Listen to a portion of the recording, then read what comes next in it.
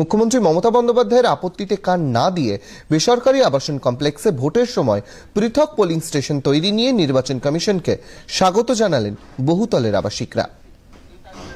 SIR নিয়ে লাগাতার চলছে না চলবে না অবস্থান জারি রেখেছেন বাংলার মুখ্যমন্ত্রী মমতা বন্দ্যোপাধ্যায়। সম্প্রতি বেসরকারি বহুতলে ভোটের সময় পৃথক পোলিং স্টেশন তৈরির জন্য তৎপর হয়েছে নির্বাচন কমিশন। এলাকার কোন কোন বেসরকারি বহুতলে পৃথক পোলিং স্টেশন তৈরি করা যায় তা নিয়ে ডিইও তথা জেলা শাসকদের সুপারিশ চেয়েছে রাজ্য মুখ্য নির্বাচনী আধিকারিকের কার্যালয়।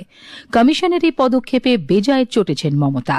গত সোমবার নির্বাচন কমিশনার জ্ঞানেশ কুমারকে চিঠি দিয়ে মুখ্যমন্ত্রী লিখেছেন, সাধারণত বসতি এলাকার 2 কিলোমিটারের মধ্যে সরকারি বা আধা সরকারি প্রতিষ্ঠানেই পোলিং বুথ হয়। বেসরকারি বহুতলে ভোট প্রক্রিয়ার স্বচ্ছতা নিশ্চিত করা মুশকিল। এটা স্পষ্ট বৈষম্যমূলক আচরণ। উচ্চবিত্তদের বাড়তি সুবিধা দেওয়ার নামান্তর। পৃথক পোলিং বুথের কথা ভাবা হলো কেন? একটি নির্দিষ্ট রাজনৈতিক দলের চাপেই কি এমন সিদ্ধান্ত? পলিসি ডিসিশন ইসিআই নেয়।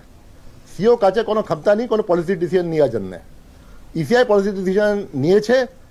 ইসিআই কাছে একটা দাবি গিয়েছে, ইসিআই কাছে একটা রিপ্রেজেন্টেশন গিয়েছে, ইসিআই ডিসিশন নেবে। মুখ্যমন্ত্রীর বক্তব্যের উপরে ডিডি নিউজের পাবলিক ওপিনিয়নও এবার শুনে নিন। এটা ভীষণ ভালো ভাবনা।